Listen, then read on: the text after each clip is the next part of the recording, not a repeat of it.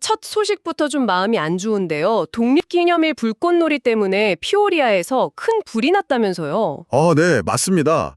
이게 그니까 사용한 불꽃놀이 잔내를요, 제대로 안 끄고 그냥 쓰레기통에 버린 거예요. 아, 그냥 버려서요? 네, 그게 원인으로 추정되는데 결국 주택 두 채가 다 타버렸어요.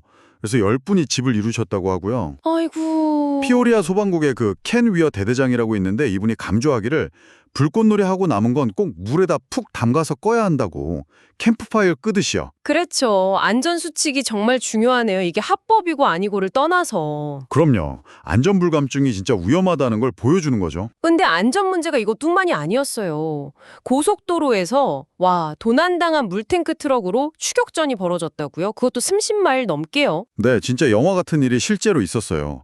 템피에서 시작해서 구디어까지 갔다고 하니까 한 53km 정도 되는 거리죠. 와, 그 29세 먹은 후안 마그달레노라는 남자가 난폭운전 신고받고 출동한 주경찰 있잖아요. DPS. 네네, DPS. 그 경찰을 피해서 막 달아난 거예요. 어휴, 결국 경찰이 그 도로에 까는 거 있죠. 스파이크 스트립.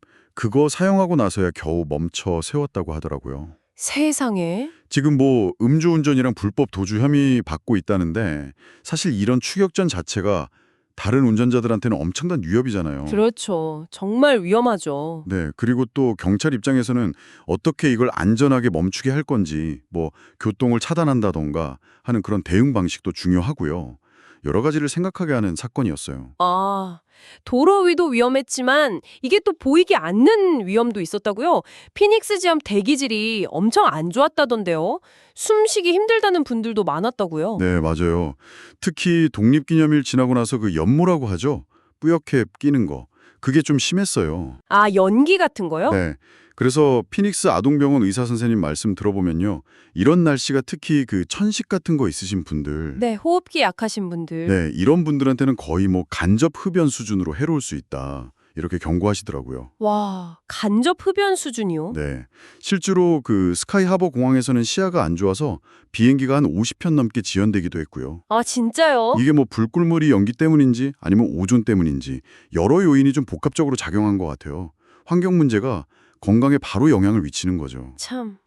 그런데 정말 충격적인 사건도 있었어요. 피닉스에서 자고 있던 노숙인을 그냥 아무 이유 없이 공격한 남성이 중형을 선고받았다면서요? 아, 네. 저도 그 기사 봤는데 정말 끔찍하더라고요. 26살 이사야 아뎀스라는 남성인데요. 네. 고원 근처에서 그냥 주무시고 계시던 노숙인을 아주 심하게 폭행했어요.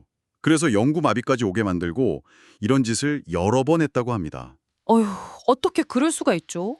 그 마리코파 카운티 검찰 레이첼 미첼 검사가 지적한 게 이게 그냥 폭력이 아니라 사회적으로 가장 약한 분들을 일부러 골라서 표적으로 삼았다는 거예요. 의도적으로요? 네.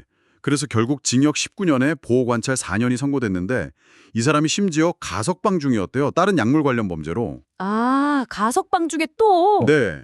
그러니까 이런 취약계층을 대상으로 한 범죄에 대해서 사법 시스템이 얼마나 엄중하게 보는지 그걸 보여주는 판결이라고 할 수 있겠습니다. 참, 안타깝고 무서운 소식이네요.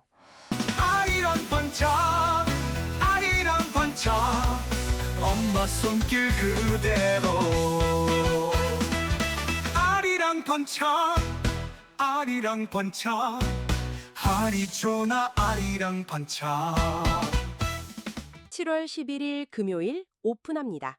문의 480-352-6554. 근데 방금 전 사건과는 분위기가 좀 다른 희망적인 소식도 하나 있어요. 마리코파 카운티 보안관실에 메시 유닛이라는 프로그램인데 이게 재소자랑 유기동물 모두에게 두 번째 기회를 준다고요. 아, 네. 이거 아주 흥미로운 프로그램이에요. 메시 유닛이라고 오래된 교도소 시설을 좀 활용해서요. 네. 학대받거나 버려진 동물들을 데려와서 보호하는데 여기서 재소자들이 이 동물들을 돌보는 거예요. 아, 재소자들이 동물을요? 네. 그러니까 동물들은 안전하게 치료받고 회복하면서 사랑을 받고요. 재소자들은 동물을 돌보면서 책임감이나 뭐 연민 이런 걸 배우는 거죠. 그리고 동물 관리 기술도 익힐 수 있고요. 와, 이거 정말 좋은 아이디어인데요. 그렇죠. 그 MCSO의 게리 밀러 중사라는 분 설명이 재소자랑 동물이 서로에게 긍정적인 영향을 주면서 치유하는 거다. 말 그대로 윈윈이라고 하더라고요. 서로에게 두 번째 기회가 되는 거네요. 네, 맞아요. 아까 그 노숙인 폭행 사건 같은 문제에 대한 어떤 또 다른 해법, 재활 모델이 될 수도 있겠다 싶어요. 그렇군요. 그런가 하면 또 이민자 인권 문제도 있네요. 암투병 중인 이민자 여성을 구치소에서 좀 풀어달라 이런 청원이 진행 중이라고요. 네, 이것도 좀 안타까운 사연인데요. 엘로이 구치소에 있는 아르벨라 로드리게스 마르케스 씨, 애칭이 야리라고 하더라고요. 네, 야리 씨. 이분이 만성 림프 구성 백혈병, 그러니까 혈액암의 일종을 앓고 계신데 구금된 지 한 5개월 만에 건강이 엄청 나빠지셨대요. 5개월 만에요? 25kg이나요? 네, 그래서 시민단체 활동가들이 이분을 빨리 석방해서 치료받게 해야 한다. 구치소 의료 지원이 너무 부족하다. 이렇게 목소리를 내고 있는 거고요.